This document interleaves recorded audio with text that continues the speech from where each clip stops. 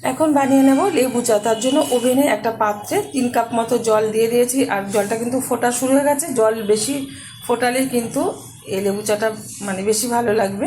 দিয়ে দিচ্ছি সামান্য পরিমাণে চা পাতা, দিয়ে দিচ্ছি 2 চামচ চিনি। মিষ্টিটা যার যার পছন্দ অনুযায়ী ব্যবহার করবেন, কম বেশি।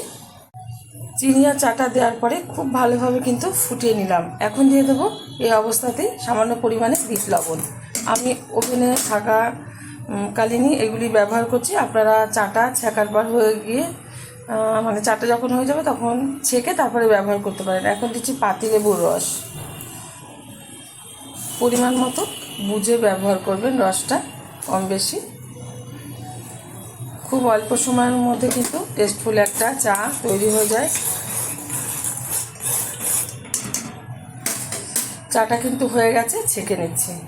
চাটা ছেঁকে নিয়েছি, আর এদিকে কিন্তু প্লেটটাও সুন্দরভাবে সাজিয়ে নিয়েছি। একটা প্লেটের মধ্যে 3টে কাপ নিয়ে নিয়েছি কিছুটা পকোড়া। এটা কিন্তু পাট শাকের পকোড়া ভেজে নিয়েছি গরম গরম পকোড়ার সাথে। এরকম লেবু চা খেতে ভীষণ ভালো লাগে। আপনারা কিন্তু এরকম সন্ধ্যাবেলা একবার ট্রাই করবেন, আশা করি আপনাদেরও ভীষণ ভালো লাগবে। দেখা হবে পরের ভিডিওতে।